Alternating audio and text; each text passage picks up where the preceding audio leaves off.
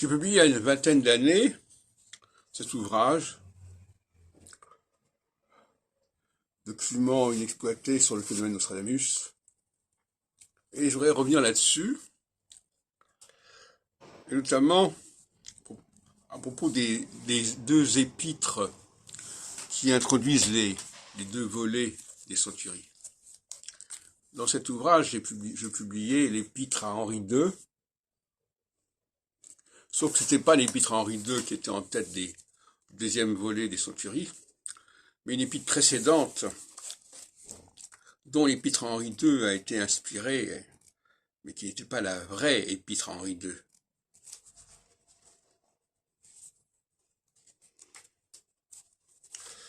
Donc, ça c'est un premier point.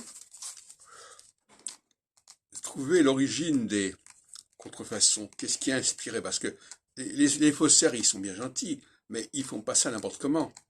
Ils reprennent des choses qui ont existé, mais ils les reprennent, ils les réaménagent. Alors, ce dont je vais vous parler aujourd'hui, c'est pas l'épître à Henri II en tête des présages merveilleux pour 1557, dont je vais parler dans cet ouvrage, mais de l'autre épître.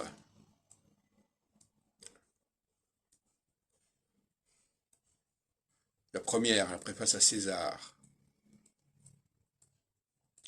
Pourquoi est-ce qu'on a appelé le texte qui ouvre le premier volet des centuries préface à César? Pourquoi ce mot préface a-t-il été utilisé? Là, vous avez l'édition de 1557.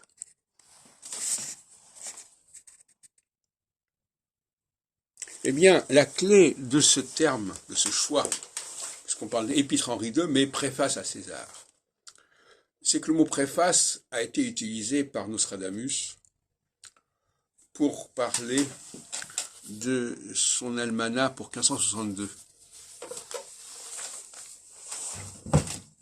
Ça n'avait pas été signalé.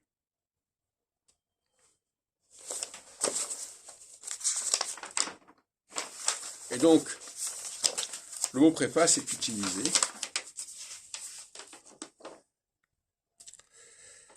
comme aussi par le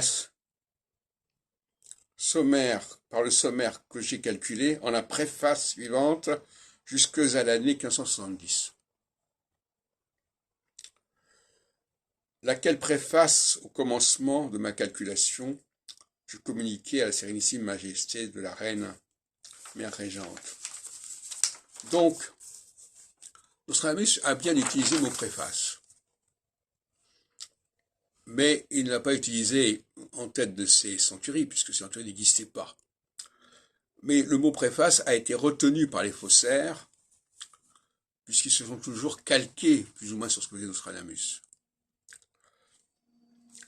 Et donc, je vous renvoie à l'épître à Henri II, à Pie IV, dont j'ai parlé longuement, et dans l'épître à Pie IV, il est question de préface. On a le manuscrit. Alors, ce qui est assez curieux, d'ailleurs, c'est que Robert Ben Azra, dans son répertoire chronologique nostradamique, titre que j'avais trouvé moi-même,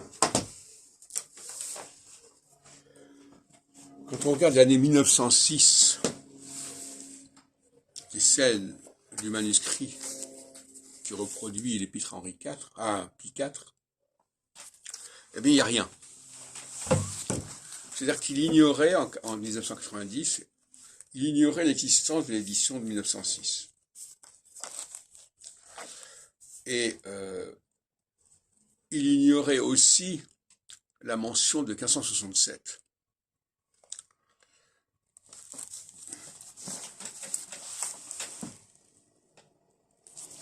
Qui est la mention qui fait naître l'Antichrist et qui constitue une sorte de chronologie qui servira par la suite, en 1594, dans